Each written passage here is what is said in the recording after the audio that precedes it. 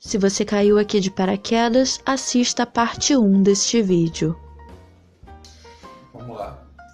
O professor não fará propaganda político-partidária em sala de aula, nem incitará seus alunos a participar de manifestações, atos públicos e passeatas. Guilty. Se o aluno tem desejo de ir para a rua e de participar e de se manifestar, eu dou total apoio e eu defendo o direito de todo mundo dizer aquilo que pensa, mesmo que seja diferente de mim, só que de forma respeitosa. Esse é o problema, né, Thaís? Porque isso de fato não acontece. Não. Eu já observei, né, inclusive em algumas das suas aulas, que já perguntaram se você era marxista e pelo fato dela estar explicando a teoria de Marx. A teoria de Marx faz parte da disciplina da Vamos falar sobre sociologia sem falar de Marx. Exatamente. Não tem como. Porque é um dos clássicos da sociologia. Agora, eu explico Weber, ninguém pergunta pra mim se eu sou weberiana. Pois é. Eu explico Durkheim, ninguém pergunta pra mim se eu sou durkheimiana, se eu sou organicista. Eu tive uma banda chamada Anomia, que é um termo durkheimiano. Eu tive uma outra banda na época da faculdade chamada Desencantamento do Mundo, que é um conceito weberiano. Eu nunca tive uma banda com nenhum nome marxista. Mais valia. Mais valia. Vamos montar uma banda, mais então. Valia. Quem quiser me convidar pra cantar, tá numa banda chamada Mais Valia. Estou topando para manter o repertório de bandas com conceitos dos 3 clássicos da sociologia. Você ter uma instituição totalmente laica é muito complicado, muito difícil. Eu acho que tem sim, mas as pessoas, elas têm as suas convicções. E isso entra na sala de aula, é impossível, não existe neutralidade absoluta quando você está falando com seres humanos. Não. O que a gente fala, a música que a gente ouve... Imparcialidade é fake, não existe. Não existe. É uma escolha ideológica. É a sua visão de mundo, sabe? Sim, quando eu digo que eu não vou usar roupa de couro porque mata o boi pra fazer e eu quero ser vegana, então eu não vou usar coisa de couro. Isso é uma escolha ideológica também. Sim. Então isso está passando pela nossa vida em tudo, né? Nas coisas que a gente consome, nos filmes que a gente vê, se você vai ou não boicotar aquele filme no cinema, sim, porque um determinado ator fez um comentário machista, com certeza. das coisas que você tuita. Se você está dentro de um país capitalista, em algum momento você vai ter que ser capitalista em alguma coisa. O ato de você comprar uma coisa no supermercado, você pagar aquele preço que está ali, você já está se submetendo ao capitalismo. Sim, não tem como fugir disso aqui. Então, é um fato, né? A questão da discussão é que você tem que tentar ao máximo não ser influenciado por determinada situação. Então você tem que começar a criar um pensamento crítico. E esse pensamento crítico, ele é adquirido na escola? Sim, mas também é adquirido pelo próprio ser de forma individual. E claro que o meio, o coletivismo, vai te mostrar muitas vezes coisas que você não teve em casa e não teve na escola. Na rua é uma grande escola também. Sim. Então, não é simplesmente a escola que vai te impor algo. A vida vai te ensinar muita coisa. A convivência com outras pessoas vai te ensinar muita coisa. E muitas vezes bem mais do que uma instituição escolar. Também. Ao tratar de questões políticas, socioculturais e econômicas, o professor apresentará aos alunos de forma justa, isto é, com a mesma profundidade e seriedade, as principais versões, teorias, opiniões e perspectivas concorrentes a respeito. Que a gente acabou de falar sobre Sim. Os clássicos da sociologia. Não tem como dar aula de sociologia sem falar de Durkheim, Weber e Marx.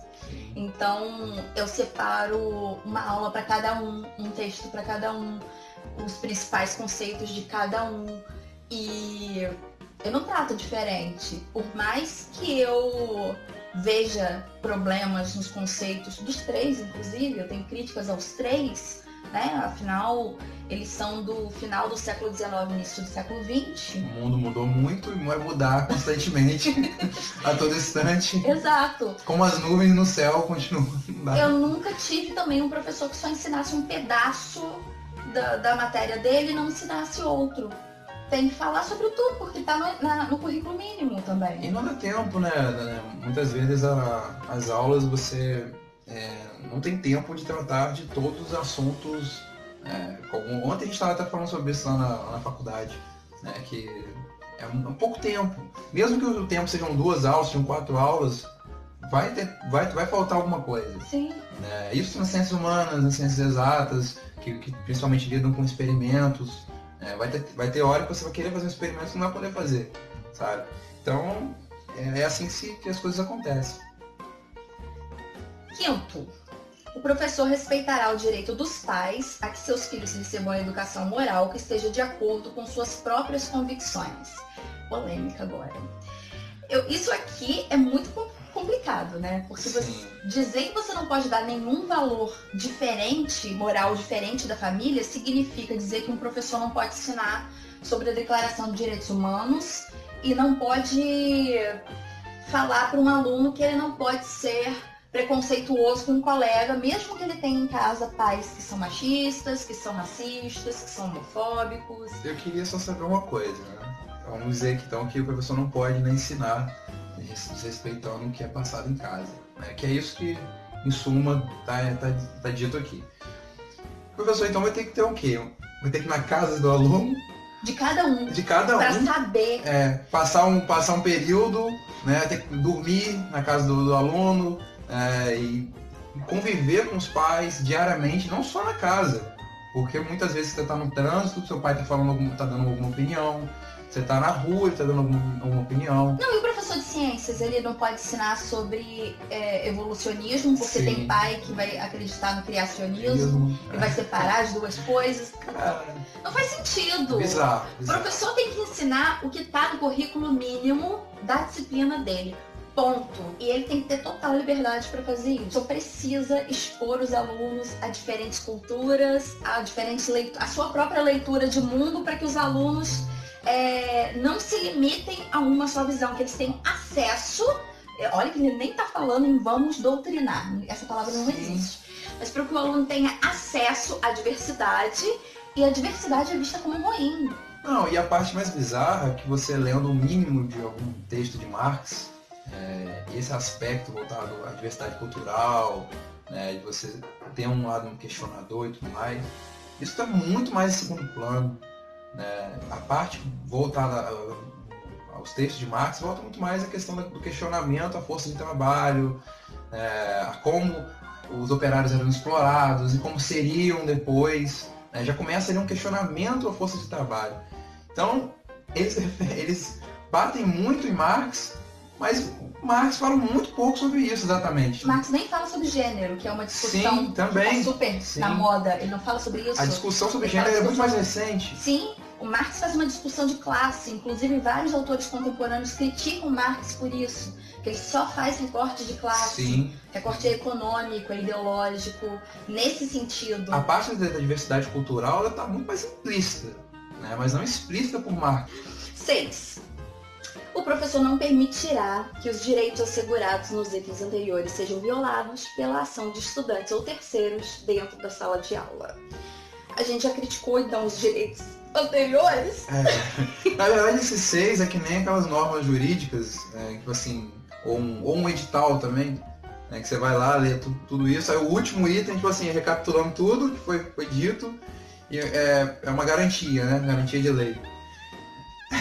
Eu acho que o problema maior desses deveres dos professores que eles querem afixar em sala de aula é que ele cria um ambiente propício para a perseguição política do professor. Você tira a liberdade do professor de trabalhar o conteúdo com os alunos, você não entende a disciplina, você não entende a metodologia, você quer se meter, e isso deve ser um acordo entre o professor e a coordenação dele, né? O professor fica totalmente restrito e ele não consegue passar aquilo que ele sabe fazer para os alunos, aquilo que ele se preparou, aquilo que ele tem realmente conhecimento. O papel do professor é tornar o aluno crítico, fazer ele pensar. Sim. Eu lembro que eu cheguei da faculdade, assim, nos primeiros períodos, eu comecei a questionar muita coisa na minha vida. O máximo que o professor de filosofia faz, em grande parte, eu acho que quase todo mundo que vai assistir esse vídeo vai pensar, é isso. O cara vai tornar você pensante, vai fazer você questionar, vai fazer você refletir, e às vezes refletir até muito, que você vai sair, tipo assim, pensando, cara, eu pensava sobre isso até 2 dias atrás, agora eu já não penso mais.